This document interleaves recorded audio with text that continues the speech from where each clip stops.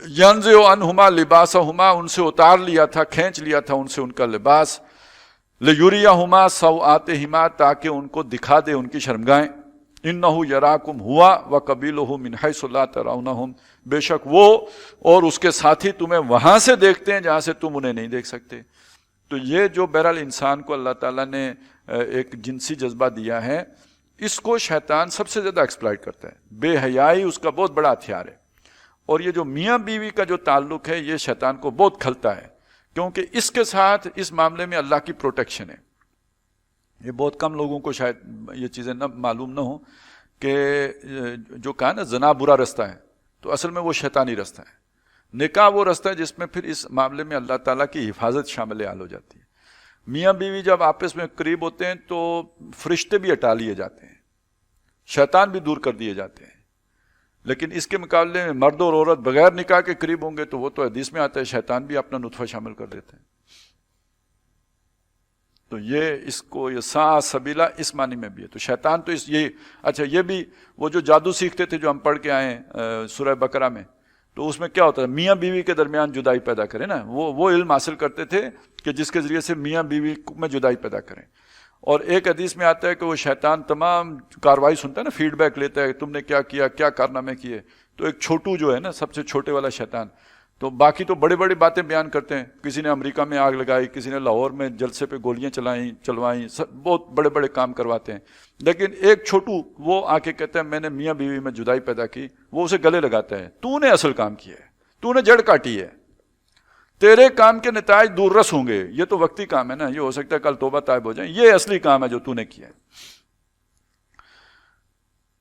इन्ना जालना शयातीना औलिया लिल्लज़ीना ला युमिनून, बेशक शैतानों को दोस्त हमने बना दिया उन लोगों का जो ईमान नहीं लाते। और यहाँ ईमान लाने का मतलब ये ना समझिए कि जो मुसलमान हो गए उनके दोस्त नहीं होते शैतान।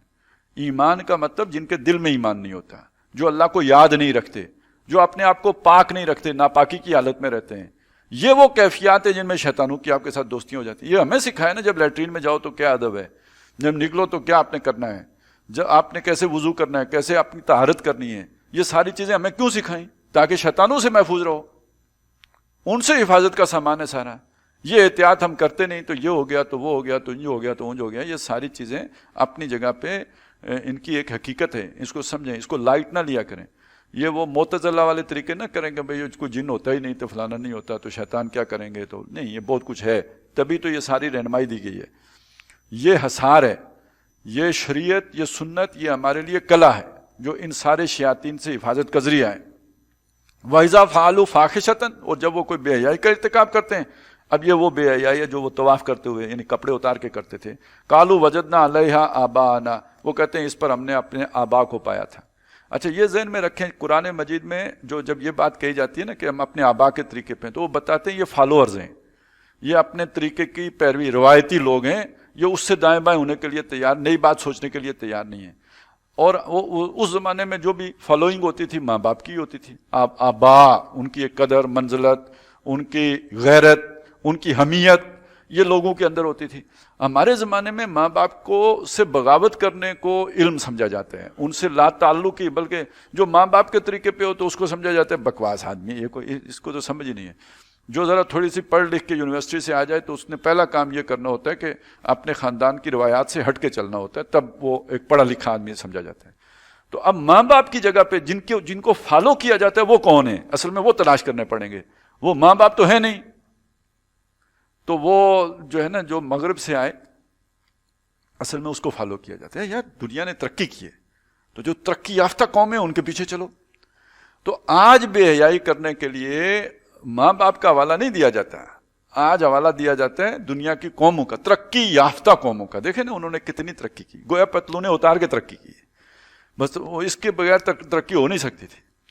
दूसरी बात जो है वो जो इसमें समझ आनी चाहिए कि शैतान ने उस वक्त किस तरीके से उन्हें वर्गलाया था, नेकी के रास्ते वर्गलाया था कि भाई ये तवाफ ज्यादा सवाब वाला कपड़े उतार के होता है। और ये नेकी वाला तस्वुर माशरे में रहा है, हमारे यहाँ भी, ये तो मैंने भी देखा है। एक बंदा, वो बिल्कुल उसने कोई कपड़े नहीं पहने हुए थे, एक हुजूम उसके पीछे था, पहुंचा हुआ बंदा समझा जा रहा था उसको। और मैं तो खैर छोटा था, मैंने भी तमाशा देखा भाई ये क्या हो रहा है। آخری کام اس نیک بندے نے یہ کیا تھا کہ وہ جو دریا کے ساتھ ساتھ چل رہا تھا اور اس میں ایک دریا کا پانی تھوڑا جیسے ہو جاتا ہے نا ایک سائڈ پہ آ کے تھوڑا سا وہ چشمہ وہ جو بن رہا تھا اس کے ایک جو تالاب سا چھوٹا سا، تو اس میں اس نے پیشاب کیا اور اس کے بعد اس سے پانی پیا، تزکیہ بہت ہو گیا تھا اس کا. تو یہ کام اس نے کیا. میں نے کہا یار یہ تو سارے ہی میل جو اس کے اوپر چڑھی ہوئی تھی وہ ایک علیحدہ کام ہے. تو لوگ سمجھ رہے تھے بڑا پہنچا ہوا آدمی ہے. تو گویا نیکی کا یہ والا تصور کہ آدمی ننگ دڑنگ ہو، آدمی میلا کچیلا ہو، آدمی اپنے ہی موت پینے والا ہو، یہ نیکی کا تصور ہر دور میں رہا ہے. یہ کوئی اور یہ کس نے پھر پھیلایا ہوگا؟ اچھا یہ آپ کو ہندوؤں میں بھی مل جائے گا، سکھوں میں بھی مل جائے گا، مسلمانوں میں بھی مل جائے گا، اور میں جانتا نہیں ہوں، پتہ نہیں اوروں میں بھی ہوگا. یہ دیکھیے مکے والوں میں بھی تھا. آج کے دور میں یہ تصور نہیں ہے. آج کے دور میں اصل میں یہ ہے اب وہ ہے نا انا خیر، اب دلیل والا دلہما بغرور آج ریشنلائز کیا گیا ہے. ہر بے حیائی کو بھی ہم پیدا ہوئے تو بے لباس تھے، تو لباس فطرت بے لباسی. بھینس گائے بکری لباس نہیں پہنتی، ہم کیوں پہنے؟ یہ اصل میں شروع میں سردیاں گرمیوں کی وجہ سے لوگوں نے اپنے اوپر بچاؤ کے لیے کپڑے پہننا شروع کیے تاکہ سردی نہ لگے یا گرمی نہ لگے. تو پھر ان کی عادت بن گئی، سیکنڈ نیچر ہو گئی. تو اب وہ اتارتے ہیں تو شرم آتی ہے. نہیں اتار کے مطلب تزکیت پورا تب ہوگا جب آپ اتاریں گے. فطرت کے قریب تو آپ تب جائیں گے نا جب اتار لیں گے ان کو. تو یہ اب یہ دلائل ہیں اس کے ساتھ، وہی کام وہی بے حیائی کا، لیکن یہ کہ اس کے لیے دلائل اب بدل جائیں گے. وَإِذَا فَعَلُوا فَاحِشَةً قَالُوا وَجَدْنَا عَلَيْهَا آبَاءَنَا وَاللَّهُ أَمَرَنَا بِهَا. انہوں نے کہا یہ اللہ نے ہمیں حکم دیا تھا. ان اللہ لا یامر، کل فرما دیجئے ان اللہ لا یامر بالفحشاء، کہ بے شک اللہ تعالیٰ بے حیائی کا حکم نہیں کرتا. اتقولون علی اللہ ما لا تعلمون، کیا تم اللہ پر وہ باتیں باندھتے ہو جو تم نہیں جانتے؟ یعنی اللہ تعالیٰ کسی کو بے حیائی کا حکم دے گا؟ قل امر ربی بالقسط، فرمائیے کہ میرا رب انصاف کا حکم کرتا ہے. یہ خود بہت بڑی بے انصافی کی بات ہے. اس سے پھر پورا یعنی قسط جو ہے نا، یہ یوں سمجھیے کہ جیسے ہوتا ہے نا کوئی دو چیزوں کے ایکسٹریم جو چیزیں ہوتی ہیں ان کے درمیان جو شے ہوتی ہے وہ قسط ہے. تو برائی تو ایکسٹریم پہ پائی جاتی ہے نا. انصاف کی بات کرتا ہے یعنی نیکی کی بات کرتا ہے، درمیان کی بات کرتا ہے. اور اس سے بڑا عدم توازن پیدا ہوتا ہے. یہ بے حیائی سے معاشرے کا جنازہ نکل جاتا ہے، پورا توازن بگڑ جاتا ہے سوسائٹی کا.